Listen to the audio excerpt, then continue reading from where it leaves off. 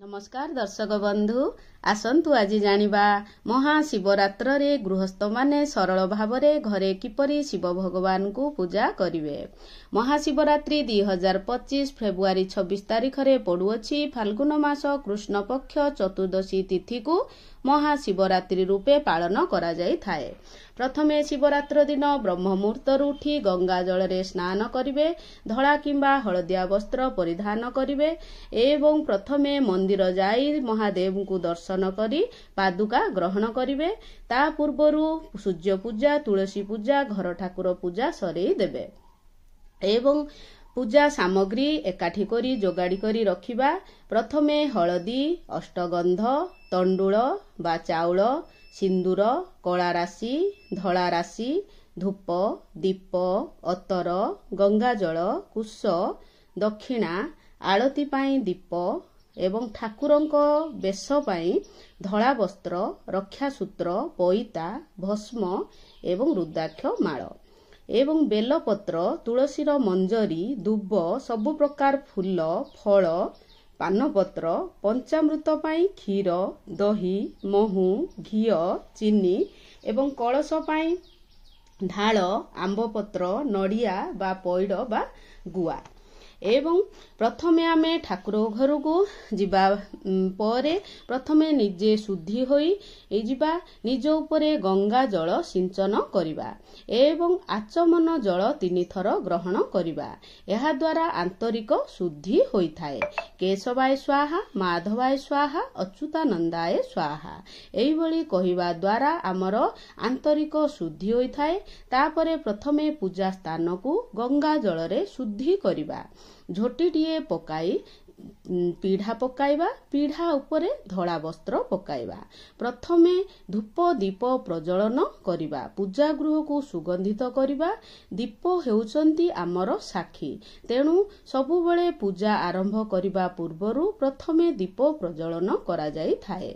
ओम दीप देवाय नमः कहि दीप देवतांकु पूजा करिबा एवं चंदन सिंदूर अक्षत अर्पण करी धूप अर्पण करिबा। तापरे प्रथमे कलश स्थापन करिबा। कलशरे पंच देवतांकु आवाहन करिबा एवं प्रथमे कलशरे तळे चाउल किंबा धान रखिबा एवं कलश भितरे किछि गुआ, हलदिया चाउल, हलदी, किछि कॉइन एवं पैसा रखिबा।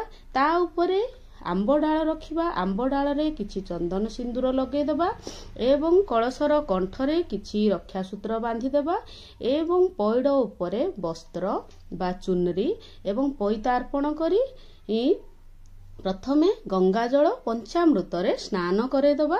स्नान करिबा परे पुष्प, दुब, बेलपत्र अर्पण करिबा एवं धूप दीप अर्पण करिबा। हे एवं पाद आवाहन करी पंचदेवतांकर पाद धोई दबा एवं कहिबा, हे प्रभु मो आवाहन करूची, मो कलशरे स्थापित हुअन्तु एवं पूजा पांतु। तापरे आमे अखंड दीप प्रज्वलन करिबा एवं जदि दीप प्रज्वलन करूछंती तापरे संकल्प करिवे। संकल्प पात्र रे फूल, चाउल, गुआ, कुश, दुब रखी संकल्प करिबा। ना गोत्र कहिबा एवं निज जागार ना कहिबा एवं मु शिवरात्र पूजा पाई पूजा करिया पाई जाउची। हे भोले बाबा मो पूजा को स्वीकार करंतु। मो निर्जला रही आपनको पूजा व्रत करिवि। जदि फलाहार रहउथवे फलाहार रही पूजा करिवि। मो पूजा को स्वीकार करंतु। पूजा रे भूल थिले मते क्षमा करंतु। एही भली कही संकल्प करिवा द्वारा आम व्रत स्ट्रांग होई थाए।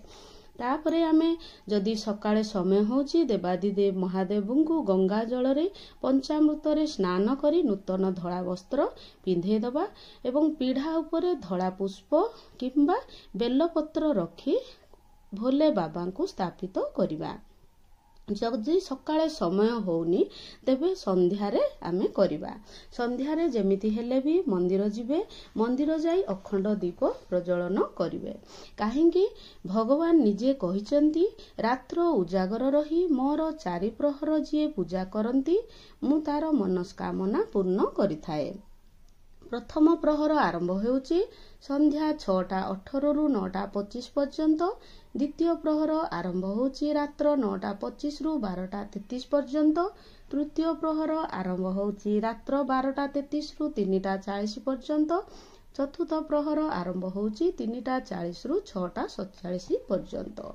ଏବଂ ଏହି 4 ପ୍ରହର ଆମକୁ ମହାଦେବଙ୍କର ଅଭିଷେକ ଏବଂ ପୂଜା କରିବାକୁ ପଡ଼ିଥାଏ। ଏବଂ ଶିବ ଭଗବାନଙ୍କର ଫଟୋ ଯଦି ନାହିଁ ତାହେଲେ ଆମେ ଗୁଆ ମଧ୍ୟ ସ୍ଥାପନ କରିପାରିବା। ଗୁଆକୁ ମହାଦେବଙ୍କ ସ୍ୱରୂପ ରୂପରେ ବସାଇ ଧୂପ ଦୀପ ଗନ୍ଧ ପୁଷ୍ପ ଚନ୍ଦନ ଅକ୍ଷତ ଦେଇ ପୂଜା କରିବା ଏବଂ ପଇତା ଭୋଲେ ବାବାଙ୍କୁ ଅର୍ପଣ କରିବା। ବେଲପତ୍ର ଏବଂ ମଞ୍ଜରୀ ଅର୍ପଣ କରିବା। ବେଲପତ୍ରରେ ଶ୍ରୀରାମ କିମ୍ବା ଓମ୍ ଲେଖିବା କିମ୍ବା ଚନ୍ଦନ ଲଗେଇ ଭୋଲେ ବାବାଙ୍କୁ ଅର୍ପଣ କରିବା। ଏବଂ ତଳୁ ଡେମ୍ଫ ଆମେ ଅଧାରୁ ପୁରା ମୂଳରୁ ବେଲପତ୍ର ଦିଆଯାଏନି। ବେଲର ଡେମ୍ଫକୁ ଟିକିଏ ଭାଙ୍ଗି ଦେଇ ଓಂ ନମଃ ଶିବାୟ ଠାକୁରଙ୍କର ନାମ ସ୍ମରଣ କରି କରି ପୂଜା କରାଯାଇଥାଏ। ବିନା ମନ୍ତ୍ରରେ ପୂଜା କରାଯାଏ ନାହିଁ। ତେଣୁ ଭଗବାନଙ୍କୁ ଧଳା ପୁଷ୍ପ ଅତ୍ୟନ୍ତ ପ୍ରିୟ ହୋଇଥାଏ। ସବୁ ପ୍ରକାର ଧଳା ପୁଷ୍ପ ଆମେ ଚଢ଼େଇ ପାରିବା ଏବଂ ସୁଗନ୍ଧିତ ଅତର ପ୍ରିୟ, ତେଣୁ ଅତର ଅର୍ପଣ କରିବା। ଓಂ ନମଃ ଶିବାୟ ପୁଷ୍ପାୟ ସମର୍ପୟାମି। ଯାହା ବି ମନ୍ତ୍ର ଗାଉଥିବା ସମର୍ପୟାମି ଆମେ କହୁଥିବା। ଏବଂ ଆମର ଯେତେ ପ୍ରହର ଆମର ପଡ଼ିଥାଏ ସବୁ ପ୍ରହରରେ 4 ପ୍ରହର ଆମେ ଅଭିଷେକ କରିବା। କ୍ଷୀର ଜଳ ପଞ୍ଚାମୃତ ଦେଇ ଆମେ ଅଭିଷେକ କରୁଥିବା। ଯେହେତୁ ମହାଦେବଙ୍କୁ ଅଭିଷେକ ଅତ୍ୟନ୍ତ ପ୍ରିୟ ତେଣୁ ଆମକୁ ଅଭିଷେକ କରିବା ପାଇଁ ପଡ଼ିବ। ଅଭିଷେକ ପାଇଁ ଆମକୁ ଶିବଲିଙ୍ଗ ଦରକାର। ଶିବଲିଙ୍ଗ ଶିବ ପୁରାଣରେ ବର୍ଣ୍ଣିତ ଅଛି। ମାଟିର ଶିବଲିଙ୍ଗ ବା ପାର୍ଥିବ ଶିବଲିଙ୍ଗର ପୂଜା କରିବା ଦ୍ୱାରା କଳି ଯୁଗରେ କୋଟି କୋଟି ଯଜ୍ଞର ଫଳ ମିଳିଥାଏ ଏବଂ ମହାଦେବ ଅତ୍ୟନ୍ତ ପ୍ରସନ୍ନ ହୋଇଥାନ୍ତି। ପାର୍ଥିବ ଶିବଲିଙ୍ଗ ଶିବରାତ୍ରରେ 4 ପ୍ରହର ଯିଏ ରାତ୍ରି ପୂଜା କରେ ମନବାଞ୍ଛିତ ଫଳ ଦେବାଦିଦେବ ମହାଦେବ ଦେଇଥାନ୍ତି ଏବଂ ରିଦ୍ଧି ସିଦ୍ଧି ପ୍ରାପ୍ତ ହୋଇଥାଏ। ଭଗବାନ ରାମ ଲଙ୍କାକୁ ଯିବା ସମୟରେ ମାଟି ବା ବାଲୁକାରେ ଶିବଲିଙ୍ଗ କରି ପୂଜା କରିଥିଲେ ଏବଂ ବିଜୟ ହୋଇ ଆସିଥିଲେ। ସେବେଠାରୁ ଏହିପରି ଶିବଲିଙ୍ଗ କରି ପୂଜା କରିବାର ବିଧାନ ରହି ଆସୁଅଛି। ଆମ ପାଖରେ ଯଦି ଶିବଲିଙ୍ଗ ନାହିଁ ମାଟିର ଶିବଲିଙ୍ଗ କରି ପୂଜା କରିବା ଦ୍ୱାରା ମହାଦେବଙ୍କର ଅଶେଷ କୃପା ହୋଇଥାଏ। ମହାଦେବ ଅତ୍ୟନ୍ତ ପ୍ରସନ୍ନ ହୋଇଥାନ୍ତି ତାଙ୍କର ପାର୍ଥିବ ଶିବଲିଙ୍ଗ ମାଟିରେ ଶିବଲିଙ୍ଗ କରି। ଆମେ ସେଇଦିନ ବ୍ରହ୍ମ ମୁହୂର୍ତ୍ତରୁ ହିଁ ଉଠି ଆମେ ଶିବଲିଙ୍ଗ ପ୍ରସ୍ତୁତ କରିବା ଏବଂ ପ୍ରଥମେ ଆମେ ଆବାହନ କରିବା ଓಂ ଶମ୍ଭବେ ନମଃ। ଏହିଭଳି ଆବାହନ କରି ଆମେ ପ୍ରାଣ ପ୍ରତିଷ୍ଠା କରିବା। ଓಂ ନମଃ ଶିବାୟ ଏହିଭଳି କହି ଆମେ ପ୍ରାଣ ପ୍ରତିଷ୍ଠା କରିବା ଏବଂ ଏହା ଦ୍ୱାରା ଆମର ଶିବଲିଙ୍ଗରେ ପ୍ରାଣ ପ୍ରତିଷ୍ଠା ହୋଇଥାଏ। ତାପରେ ଶୂଳ୍ପାଣାୟ ନମଃ କହିବା। ଏହା ଆବାହନ ମନ୍ତ୍ର। ହେ ଦେବାଦିଦେବ ମହାଦେବ, ମୁଁ ଆପଣଙ୍କର ଆବାହନ ଭକ୍ତିର ସହ କରୁଛି। ମୁଁ ଏହି ପାର୍ଥିବ ଶିବଲିଙ୍ଗ ନିର୍ମାଣ କରିଛି। ଆପଣ କୃପା କରି ମୋର ଏହି ଶିବଲିଙ୍ଗରେ ବିରାଜମାନ ହୁଅନ୍ତୁ।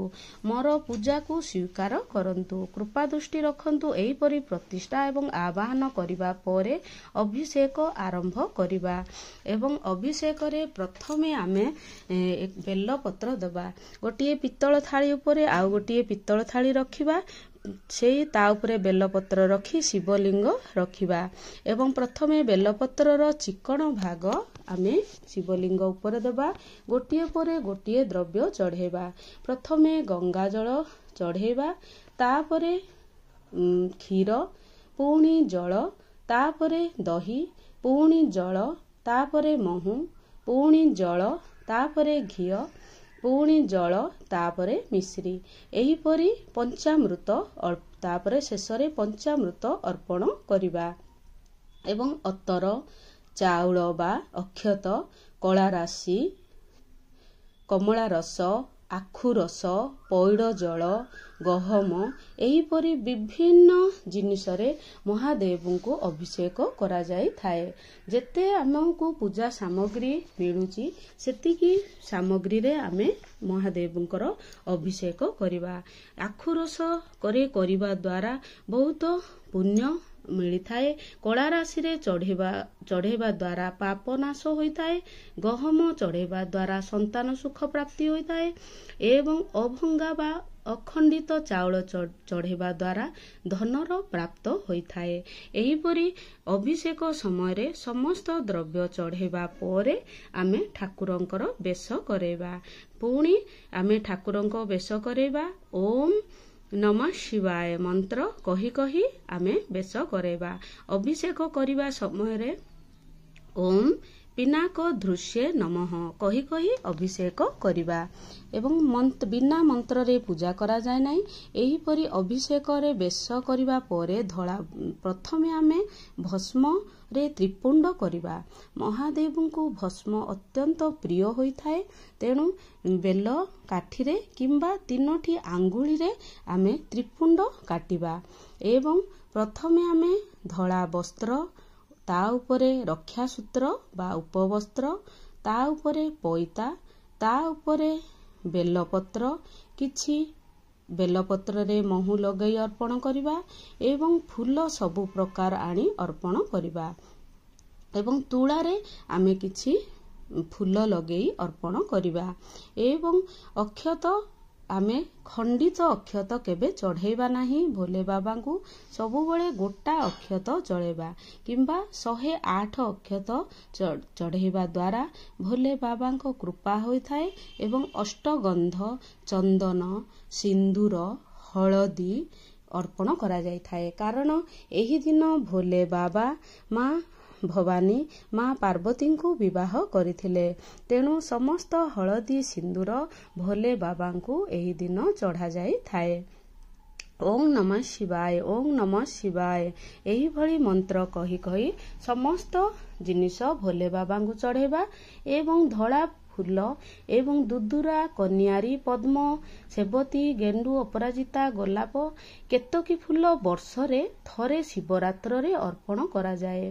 ଏହା ଅର୍ପଣ କରିବା ଦ୍ୱାରା ଅତ୍ୟନ୍ତ ପୁଣ୍ୟ ମିଳିଥାଏ ଏବଂ ବେଲପତ୍ର, ଶମୀପତ୍ର, ତୁଳସୀ ମଞ୍ଜରୀ ଏହିସବୁ ପତ୍ର ଦେବାଦିଦେବଙ୍କୁ ଯେତେ ପତ୍ର, ଫୁଲ, ଜଳ ଅର୍ପଣ କରିବା ସେତେ ଦେବାଦିଦେବ ମହାଦେବ ପ୍ରସନ୍ନ ହୋଇଥାନ୍ତି ଏବଂ ଭୋଗରେ ଭୋଲେ ବାବା ଯେତିକି ସନ୍ତୁଷ୍ଟ ତାଠୁ ଅଧିକ ସନ୍ତୁଷ୍ଟ ଜଳ ଯେତେ ପାରୁଛେ ଆମେ କିଛି ନହେଲେ ଓಂ ନମଃ ଶିବାୟ କହି ଜଳ ଅର୍ପଣ କରିବା। ସବୁ ପ୍ରକାର ଫୁଲ, ନାଗଚମ୍ପା ଯେତେ ଆମର ପୁଷ୍ପ ଅଛି ସବୁ ଧଳା ପୁଷ୍ପ, ହଳଦିଆ ପୁଷ୍ପ ଅର୍ପଣ କରିବା। ତାପରେ ଆମେ ସ୍ତୁତି ପଠନ କରିବା। ସ୍ତୁତି ଆମେ ଶିବ ସ୍ତୁତି ପଠନ କରିପାରିବା, ଶିବ ସହସ୍ର ନାମ ସ୍ତୁତି ପଠନ କରିପାରିବା ଏବଂ ଶ୍ରୀ ଶିବ ଧ୍ୟାନ ସ୍ତୁତି ପଠନ କରିପାରିବା ଏବଂ ଶିବ ତାଣ୍ଡବ ପଠନ କରିପାରିବା ଏବଂ ରୁଦ୍ରାକ୍ଷ ମାଳରେ 108 ମନ୍ତ୍ର ଜପ କରିପାରିବା। ଆମେ ଧୂପ ଦୀପ ଅର୍ପଣ କରିବା। ଧୂପଂ ସମର୍ପୟାମି, ଦୀପଂ ସମର୍ପୟାମି, ଗନ୍ଧଂ ସମର୍ପୟାମି, ନୈବେଦ୍ୟଂ ସମର୍ପୟାମି ଏହିଭଳି ଠାକୁରଙ୍କୁ ସମର୍ପୟାମି କହି କହି ସମସ୍ତ ଜିନିଷ ଦ୍ରବ୍ୟ ଆମେ ଚଢ଼େଇବା ଏବଂ ଗାୟତ୍ରୀ ମନ୍ତ୍ର ଆମେ ଗାଇବା। ଓಂ ତତ୍ପୁରୁଷାୟ ବିଦ୍ମହେ ମହାଦେବାୟ ଧୀମହି ତନ୍ନ ରୁଦ୍ର ପ୍ରଚୋଦୟାତ୍ କିମ୍ବା ମହାମୃତ୍ୟୁଞ୍ଜୟ ମନ୍ତ୍ର ଆମେ ଗାଇବା। ଓಂ ତ୍ରୟମ୍ବକେ ଯଜାମହେ ସୁଗନ୍ଧି ପୁଷ୍ଟିବର୍ଦ୍ଧନମ୍ ଉର୍ବାରୁକମିୟ ବନ୍ଧନାଦ୍ ମୃତ୍ୟୁର୍ମୁଖ୍ୟ ମାମୃତାତ୍ ଏବଂ ଶେଷରେ ଭଗବାନଙ୍କୁ ନୈବେଦ୍ୟ ଅର୍ପଣ କରିବା। ଭୋଗ ଅର୍ପଣ କରିବା ଦ୍ୱାରା ଭୋଗରେ ବେଲପତ୍ର ଯେମିତି ହେଲେ ଅର୍ପଣ କରିବେ।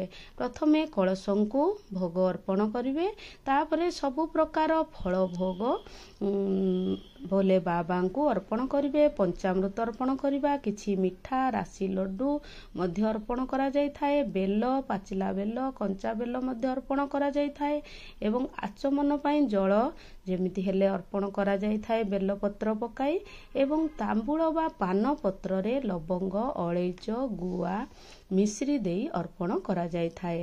ଭକ୍ତି ଏବଂ ଶ୍ରଦ୍ଧାରେ ଯାହା ଅର୍ପଣ କରିବା ତାହା ଭଗବାନ ସ୍ୱୀକାର କରନ୍ତି। ଭଗବାନ ଦ୍ରବ୍ୟରେ ଖୁସି ହୁଅନ୍ତି ନାହିଁ। ଆମର ଭକ୍ତି ଏବଂ ଶ୍ରଦ୍ଧାରେ ଯାହା ବି ଆମେ ଦଉ, ଗୋଟିଏ ଢାଳ ଜଳ ଦେଲେ ମଧ୍ୟ ଭୋଲେ ବାବା ମହାଦେବଙ୍କର ଅଶେଷ କୃପା ରହିଥାଏ। ପିରିୟଡ଼ ସମୟରେ ଉପବାସ ରହିବେ, ବ୍ରତ ମଧ୍ୟ ରଖିବେ, କିନ୍ତୁ ପୂଜା କରିବେ ନାହିଁ। ନାମ ସ୍ମରଣ କରିବେ ଏବଂ 7 ଦିନ ହୋଇଥିଲେ ମନ୍ଦିର ଯାଇ ପୂଜା କରିବେ ଏବଂ ଶେଷରେ ତାମ୍ବୁଳଂ ସମର୍ପ୍ୟାମି, ଭୋଲେ ବାବାଙ୍କୁ ପାନପତ୍ର ଅର୍ପଣ କରାଯାଇଥାଏ ଏବଂ ଦକ୍ଷିଣା ଶେଷରେ ଅର୍ପଣ କରାଯାଇଥାଏ। ମୋର କିଛି ଅଭାବରେ ଏହି ଦକ୍ଷିଣା, ଯାହା ବି ପୂଜାରେ ଅଭାବ ରହିଥାଏ ସେହି ଅଭାବକୁ ପୂର୍ଣ୍ଣ କରିବା ପାଇଁ ଦକ୍ଷିଣା ଅର୍ପଣ କରାଯାଇଥାଏ। ତାପରେ ଆମର ଶେଷରେ ଆଳତି କରାଯାଇଥାଏ। ଆଳତିରେ ଆମେ କର୍ପୂର ଗୌରମ କରୁଣାବତାରମ୍ ସଂସାର ସାରଂ ଭୁଜଗେନ୍ଦ୍ର ହାରମ୍ ସଦା ବସନ୍ତଂ ହୃଦୟାରବିନ୍ଦେ ଭବଂ ଭବାନୀ ସହିତଂ ନମାମି। ଏହି ମନ୍ତ୍ରରେ ଭୋଲେ ବାବାଙ୍କର ଆଳତି କରାଯାଏ ଏବଂ ଏହି ମନ୍ତ୍ରରେ ସବୁ ଦେବାଦେବୀଙ୍କୁ ମଧ୍ୟ ଆଳତି କରାଯାଇଥାଏ। ଯଦି ଏହି ମନ୍ତ୍ର ଆସୁନି ତେବେ ଓମ୍ ନମଃ ଶିବାୟ, ଓମ୍ ନମଃ ଶିବାୟ କିମ୍ବା ଗାୟତ୍ରୀ ମନ୍ତ୍ର, ଶିବ ଗାୟତ୍ରୀ ମନ୍ତ୍ର କିମ୍ବା ମହାମୃତ୍ୟୁଞ୍ଜୟ ମନ୍ତ୍ରମ୍ ତ୍ରୟମ୍ବକେ ଯଜାମହେ ସୁଗନ୍ଧି ପୁଷ୍ଟିବର୍ଦ୍ଧନମ୍ ଉର୍ବାରୁକମିବ ବନ୍ଧନାଦ୍ ମୃତ୍ୟୁର୍ମୁକ୍ଷମାମୃତାତ୍। ଏହି ମନ୍ତ୍ର ଗାଇବା ଦ୍ୱାରା ଆମର ବହୁତ ବେମାର ଆମ ଶରୀରରୁ ଭଲ ହୋଇଯାଇଥାଏ। ତେଣୁ ଏହି ମହାମୃତ୍ୟୁଞ୍ଜୟ ମନ୍ତ୍ରରେ ବହୁତ ପାୱାର, ବହୁତ ଶକ୍ତି ଥାଏ। ପାର୍ଥିବ ଶିବଲିଙ୍ଗ ଆଗରେ ଯଦି ଆମେ 108 ମନ୍ତ୍ର ଜପ କରିବା, ଯେକୌଣସି ମନ୍ତ୍ର, ପଞ୍ଚାକ୍ଷର ମନ୍ତ୍ର ହଉ, ମହାମୃତ୍ୟୁଞ୍ଜୟ ମନ୍ତ୍ର ହଉ, ଗାୟତ୍ରୀ ମନ୍ତ୍ର ହଉ, ଭୋଲେ ବାବାଙ୍କର ଅଶେଷ କୃପା ରହିଥାଏ। ତେଣୁ ପାର୍ଥିବ ଶିବଲିଙ୍ଗ ବନେଇ ଆପଣମାନେ ସମସ୍ତେ ପୂଜା କରନ୍ତୁ। ଯଦି ଶିବଲିଙ୍ଗ ଅଛି ଶିବଲିଙ୍ଗ ପୂଜା କରନ୍ତୁ। ତାପରେ କ୍ଷମା ପ୍ରାର୍ଥନା କରିବା ଏବଂ ଠାକୁରଙ୍କୁ ଗରମ ହେଇଥିବ ଟିକେ ପୋଛି ଦେଇ ବିଞ୍ଚିଦେବା। କ୍ଷମା ପ୍ରାର୍ଥନା ସମୟରେ ଓಂ ପଶୁପତୟେ ନମଃ ବୋଲି କହିବା। ଫୁଲ ହାତରେ ଧରି କହିବା, ହେ ଦେବାଦିଦେବ ମହାଦେବ, ମୁଁ ଆପଣଙ୍କର ପାର୍ଥିବ ଶିବଲିଙ୍ଗ ବନେଇ ପୂଜା କରିଛି। ଯଦି ମୋ ପୂଜାରେ ଭୁଲ ଥାଏ ମୋତେ କ୍ଷମା କରିଦେବେ ଏବଂ ମୋର ମନସ୍କାମନା ପୂର୍ଣ୍ଣ କରିବେ। ଆପଣଙ୍କର କୃପା ଦୃଷ୍ଟି ସବୁବେଳେ ମୋ ଉପରେ ରହୁ। ତାପରେ ଶେଷରେ ବିସର୍ଜନ କରିବା। ବିସର୍ଜନ କରିବା ପୂର୍ବରୁ ଧୂପ ଦୀପ ଅର୍ପଣ କରିବା, କଳସକୁ ଟିକେ ଘୁଞ୍ଚେଇ ଦେବା ଏବଂ ଭୋଲେ ବାବାଙ୍କ ପାର୍ଥିବ ଶିବଲିଙ୍ଗ ଥାଳିକୁ ଟିକେ ଘୁଞ୍ଚେଇ ଦେବା। ଓಂ ମହାଦେବାୟ ନମଃ ସ୍ୱସ୍ଥାନେ ଗଚ୍ଛ। ଏହା ହେଉଛି ମହାଦେବଙ୍କର ବିସର୍ଜନ କରିବା ସମୟରେ ଏହି ମନ୍ତ୍ର ଗାନ କରାଯାଇଥାଏ। ପୂଜା ସରିବା ପରେ ପାର୍ଥିବ ଶିବଲିଙ୍ଗ ବିସର୍ଜନ କରାଯାଏ। ପାର୍ଥିବ ଶିବଲିଙ୍ଗ ସ୍ଥାପନା ସବୁଦିନ ପାଇଁ କରାଯାଏ ନାହିଁ। ପୂଜା ସରିବା ପରେ ବିସର୍ଜନ କରାଯାଏ କିମ୍ବା ସନ୍ଧ୍ୟା ପୂର୍ବରୁ ବିସର୍ଜନ କରାଯାଏ, କିନ୍ତୁ ଶିବରାତ୍ରରେ କିମ୍ବା ବିଶେଷ ପୂଜାରେ ଚତୁର୍ଥ ପ୍ରହର ପୂଜା ସରିବା ପରେ ବିସର୍ଜନ କରାଯାଏ। ଓಂ ସ୍ୱସ୍ଥାନଂ ଗଚ୍ଛ ଦେବେ ପରିବାର ୟୁତଃ ପ୍ରଭୁ ପୂଜା କାଲେ ପୁନର୍ନାଥାୟ ତ୍ୱୟା ଆଗନ୍ତବ୍ୟ ମାଦରାତ୍। ଏହିପରି ଆମେ ଯେତେବେଳେ ବିସର୍ଜନ କରିବା, ଜଳଧାରୀକୁ ଆମେ ଆମ ସାଇଡରେ ରଖିବା ଏବଂ ପାଣିରେ ଛାଡ଼ିବା ସମୟରେ ଆମକୁ ଯେମିତି ଜଳଧାରୀ ଦେଖାଯିବ, ସେହି ଜଳଧାରୀକୁ ଦେଖି ଆମେ ମନସ୍କାମନା କହିବା। ଏହା ଦ୍ୱାରା ଆମର ମନସ୍କାମନା ପୂର୍ଣ୍ଣ ହୋଇଥାଏ। ଜଳଧାରୀ ହେଉଛନ୍ତି ମା ପାର୍ବତୀଙ୍କ ସ୍ୱରୂପ। ତେଣୁ ମା ଯଦି କୃପା କରିବେ ତେବେ ଭୋଲେ ବାବା ମଧ୍ୟ କୃପା କରିବେ। ତାପରେ ଆମେ କ୍ଷମା ପ୍ରାର୍ଥନା କରି ବିସର୍ଜନ କରିବା ପରେ ଘରେ ବା ପବିତ୍ର ନଦୀ ସରୋବରରେ ଆମେ ବିସର୍ଜନ କରିପାରିବା କିମ୍ବା ବଗିଚାରେ ବେଲଗଛ ମୂଳରେ ରଖି ମଧ୍ୟ ଆମେ ବିସର୍ଜନ କରିପାରିବା ଏବଂ କିମ୍ବା ଯେକୌଣସି ଦେବବୃକ୍ଷ ମୂଳରେ କିମ୍ବା ଫୁଲ କୁଣ୍ଡରେ ମଧ୍ୟ ବିସର୍ଜନ କରିପାରିବା। ପ୍ରକୃତି ତତ୍ତ୍ୱରେ ବିଲୀନ ହୋଇଯିବେ। ଏହା ହିଁ ହେଉଛି ଆମର ବିସର୍ଜନ। ଯଦି ମୋର ଏହି ଭିଡ଼ିଓଟି ଭଲ ଲାଗିଥାଏ ତେବେ ନିଶ୍ଚୟ ଲାଇକ୍, ସେୟାର ଏବଂ ସବସ୍କ୍ରାଇବ୍ କରିଦେବେ। ଦାନ ଦ୍ୱାରା ପୂଜା ପୂର୍ଣ୍ଣ ହୋଇଥାଏ। ସକାଳେ ସ୍ନାନ ପରେ ବ୍ରାହ୍ମଣଙ୍କୁ ସଞ୍ଚା ଦେବା ପରେ ପାଦୁକା ନେଇ ବ୍ରତ ଖୋଲିବେ। ରହିଲି। ଓମ୍ ନମୋ ନାରାୟଣ।